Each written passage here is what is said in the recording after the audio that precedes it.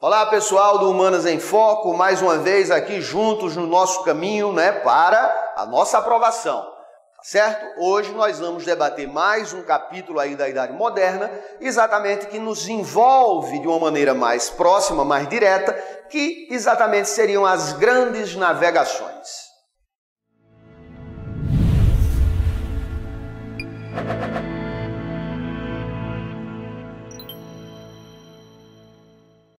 Muito bem, pessoal, olha só, um processo certamente importantíssimo, talvez um dos mais importantes desse período que nós estamos estudando, que se trata exatamente da Idade Moderna, do século XV ao século XVIII, o período em que nós aqui na chamada América, no chamado Novo Mundo, passamos pelo processo de colonização e de exploração por parte dos europeus. Então a gente precisa entender todos os significados desse andamento, desse encaminhamento da chamada colonização do Novo Mundo, Nós, no caso, as Américas. O que é que acontece, minha gente? Primeira coisa lembramos que no final da Idade Média, a partir ali de quê? Do renascimento comercial e urbano, nós vamos ter as especiarias que vêm lá do Oriente, O famoso caminho das Índias, Que passava por onde? Passava pelo monopólio árabe e italiano. Olha aí, esse é o grande ponto de início do processo das grandes navegações. Romper, quebrar com esse monopólio árabe e italiano das especiarias. Quer dizer, ir em busca de um outro caminho para as Índias, O que é que acontece? Portugal vai ser o pioneiro das grandes navegações. E quais as razões e os motivos desse pioneirismo português? Está aí uma questão clássica, Vocês já devem ter se deparado várias vezes com esse tipo de questão. Razões do pioneirismo português nas grandes navegações. O primeiro e mais importante elemento desse aspecto do pioneirismo português se trata da precoce centralização política, ou seja, a Revolução de Aves, 1385. Olha aí, o rei de Portugal foi o primeiro rei da Europa a ser rei de verdade. Naquele sentido de que os reis medievais, eles eram reis fracos. Quer dizer, reina, mas não governa, Eram reis que, na verdade, eram apenas mais um senhor feudal no meio de tantos outros senhores feudais, não é verdade? No caso de Portugal, não. No caso de Portugal, aí, Revolução de Aves, 1385, o primeiro rei europeu a efetivamente centralizar o poder em suas mãos e comandar, governar todo o território nacional. Por que é que isso é importante nessa história das grandes navegações? Muito simples, pessoal. Pense bem, se você é um capitalista, se você é um burguês, você vai investir em um projeto, em um negócio, aonde talvez seu neto venha a conseguir sucesso? Você acha que alguém da iniciativa privada iria partir em busca desse projeto, dessa perspectiva?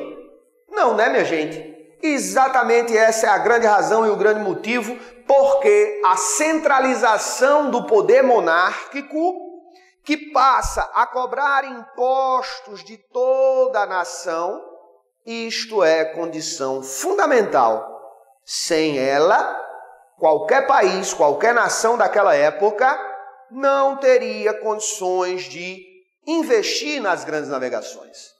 Porque, pessoal, apenas o dinheiro público, recursos públicos, estatais, governamentais, para financiar um projeto caríssimo e arriscadíssimo. Olha, em se tratando dos pioneiros das grandes navegações, pessoal, era coisa de 10 viagens para uma ter sucesso. Repare bem, qual foi aquela que é considerada a primeira conquista portuguesa no caminho das Índias, não é? No caminho das grandes navegações? Ceuta, no norte da África, 1415. Repare bem, considerada a primeira conquista portuguesa no caminho das Índias. E quando foi que finalmente os portugueses chegaram nas Índias? Olha só, Vasco da Gama, 1498. Tá vendo aí, pessoal? Quer dizer, Ceuta, 1415, em Goa, na Índia, Vasco da Gama, 1498. São basicamente 80 anos de processo no chamado périplo africano. Olha aí o mapa, tá vendo aí? Você está percebendo, não é, o contorno da África para ir em busca do Oriente. Esse processo do chamado périplo africano, não é, vai se dar, não é, ao longo dessas décadas. Quer dizer, são décadas de investimento. Ninguém da iniciativa privada iria empenhar seus recursos, enfim, seus investimentos numa história como essa. Quer dizer, tem que ter recurso público. E só vai ter recurso público a partir do momento que o rei centraliza o poder. É basicamente, fundamentalmente por isso que Portugal é o pioneiro das grandes navegações. Claro que outros elementos são importantes, não é? Não basta ter o financiamento público, você precisa ter também o quê? Conhecimentos náuticos. Como, por exemplo, olha só aí, a bússola, o astrolábio, a caravela, não é? A questão técnica é importantíssima, porque, afinal de contas, você está navegando no mar aberto. Nos lembramos de todos aqueles medos e mitologias, não é? Que a Europa, na época, acreditava que era verdadeira. Por exemplo, a história do fim do mundo, né? Do abismo do mar, né? Que você poderia ir navegando, navegando e de repente você ia cair no abismo do mar, no fim do mundo, né, pessoal? Enfim, monstros marinhos, etc. Entendeu como é que é? Então, saber navegar no mar aberto, claro que é uma condição fundamental também. E Portugal dispôs dessas tecnologias, não é? Também muito por causa de quê? Por causa da presença árabe na Península Ibérica, exatamente. Muitos dos saberes náuticos vão chegar ali através das mãos dos muçulmanos, não é? Porque a gente sabe muito bem que a bússola vem lá da China, não é verdade? Entendeu? A gente sabe muito bem que conhecimentos de navegação, de matemática, de astronomia, não é? Por exemplo, para o uso do astrolábio, que quer dizer navegar pelas estrelas, navegar pelo céu noturno, isso passa muito pela questão da cultura do Oriente, né? Da cultura árabe, entendeu? Outro elemento também que vai ser importante é o fato de que Portugal estava em paz. Enquanto que, por exemplo, naquelas épocas, a França e a Inglaterra estavam na Guerra dos 100 Anos, né? De 1337 a 1453, a França e a Inglaterra estiveram envolvidos nesse conflito, Portugal estava em paz. Da mesma maneira que, por exemplo, a Espanha, que nem era Espanha ainda, não é? Eram os dois reinos de Castela e de Aragão, ainda estavam lutando para expulsar os muçulmanos, não é? Dali da Península Ibérica. Portugal não, Portugal já tinha feito também o seu dever de casa. Então Portugal estava em paz interna e externa, ou seja, toda a energia do reino português poderia então ser investida nesse projeto das navegações, não é? E outro elemento que a gente pode dizer também é que a posição geográfica de Portugal. Olha aí, ó, Portugal é a janela da Europa, né, para o Atlântico, entendeu? Então isso também conta, isso também favorece, não é? Para que os portugueses viessem a ser os pioneiros das navegações. Tá bom, minha gente? Repare bem também uma coisa, viu? Né? Esse projeto, inicialmente caríssimo e arriscadíssimo, era um verdadeiro tiro no escuro, viu, pessoal? Sempre devemos nos lembrar da poesia de Fernando Pessoa. Ó mar salgado, quanto de teu sal são lágrimas de Portugal. Olha aí, tá vendo? Quantas mães em vão rezaram, quantas noivas ficaram por casar, para que fosses nosso, ó mar. Tá vendo, minha gente? O tanto de pessoas que foram e que nunca mais voltaram. Por quê? Porque essas viagens eram extremamente turbulentas, extremamente arriscadas, tá? Isso é bom para que a gente fique tomando noção de que não foi bem assim que os portugueses chegaram por aqui e todo mundo lá de Portugal disse: viva, vamos para o Brasil. Tem gente que imagina esse processo, mas não é bem desse jeito não, viu? Na verdade, a colonização do chamado Novo Mundo vai levar também muito tempo. Afinal de contas, quando Cabral chegou por aqui, Portugal inteiro tinha 1 milhão de habitantes. Lisboa, que era a capital de Portugal, tinha 300 mil habitantes.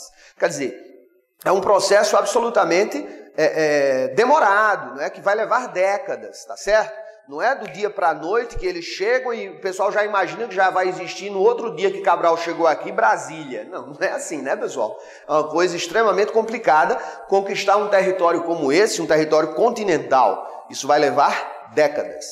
Bom, por sua vez, a Espanha, quando entra nesse processo das navegações, já é um bocadinho tardia em relação a Portugal. Afinal de contas, a Espanha só vai nascer como nação em 1469, com o casamento de Fernando de Aragão e Isabel de Castela, olha só. E ainda assim, unindo Castela e Aragão, eles ainda vão buscar se livrar da presença muçulmana ali no sul do território espanhol. Coisa que eles só vão conseguir em janeiro de 1492. Olhe bem. Né? E aí, então, é que os reis católicos da Espanha, Fernando de Aragão e Isabel de Castela, vão ter finalmente condições de investir no projeto das Índias, buscar um caminho para as Índias. E aí é que, em junho de 1492, o italiano Cristóvão Colombo, financiado, né, pelas coroas espanholas, no seu projeto maluco, para a época um projeto maluco, que era o projeto de quê? De dar a volta ao mundo. Quer dizer, mas Hugo, eles não acreditavam que o mundo era plano, que você ia chegar no fim do mundo, no abismo do mar? Eles diziam isso. Mas os reis espanhóis não tinham outra opção. Por quê? Porque pelo mar Mediterrâneo, quem controlava eram o quê? Os árabes e os italianos. Pelo contorno da África, quem controlava quem era? Portugal. Assim sendo, os espanhóis tinham que investir num terceiro caminho para as Índias. E aí tinha que apostar nessa loucura de Colombo. Ele dizendo que ia dar a volta ao mundo e chegar nas Índias. Já pensou? Tanto é que a tripulação de Colombo não era todo mundo que sabia, não. Para onde é que eles estavam indo, não. Viu? Se soubesse, nego pulava do navio. Eu sou lá maluco de fazer uma coisa dessa. E realmente, Colombo, quando chega aqui, né, no chamado Novo Mundo, nas Novas Terras, ele estava absolutamente convencido que ele tinha chegado nas Índias. Tanto é que Colombo pegou uns 4, 5 rapazes lá das ilhas do Caribe, né, Santo Domingos, onde ele chegou, e ele levou de volta para a Espanha e disse: está aqui, ó, eu fui para as Índias, está aqui os índios. Por isso que tem esse erro aí de Colombo, e até hoje a gente fala, né, os índios também por aqui. E assim Colombo, de 1492 a 1498, Colombo, durante 6 anos, ficou informando lá para o rei da Espanha que ele estava nas Índias. Qual foi o problema? O problema foi quando, em 1498, Vasco da Gama finalmente chegou nas Índias de verdade, que ele volta para Portugal, com uma única viagem, o rei de Portugal teve 6.000% de lucro, com um só navio. Vasco da Gama foi com 3 navios e voltou só com um. Um só navio, o lucro foi de 6.000%. Hein? E os reis da Espanha, quando souberam dessa notícia? Colombo fazia 6 anos que dizia que estava nas Índias. E cadê o lucro? Cadê a pimenta? Cadê o cravo, canela? Cadê as especiarias? Colombo dizia: não, estou procurando. Majestade, pode confiar, estou procurando lá nas Índias, mas até agora não achei. Ele achava que estava nas Índias, mas ele estava aqui na América, ele estava aqui no Novo Mundo, no Caribe ali, né? Perto da Jamaica, Cuba, Haiti. Ele estava ali, na República Dominicana. Mas jurava que estava nas Índias. Oxi! Quando o Vasco da Gama chegou nas Índias de verdade, que o rei da Espanha viu, não é, o resultado das viagens portuguesas, mandou trazer Colombo já algemado, como traidor, como ladrão. E Colombo foi direto para a cadeia. O que é que acontece? Só bem depois, por volta de 1503, é que você vai ter o navegador Américo Vespúcio, que ele vai viajar do Canadá até o sul da Argentina, vai voltar para a Europa e vai dizer, epa, eu tenho uma notícia, aquilo ali não são as Índias, aquilo ali é um novo mundo. Aí foi então que apareceu o primeiro mapa do Novo Mundo, em homenagem a Américo Vespúcio, com o nome América do Norte, América Central, América do Sul. Colombo estava desgraçado, preso na cadeia como ladrão. Foi então só depois dessa descoberta do Américo Vespúcio que o filho de Colombo conseguiu entrar com um processo na justiça espanhola.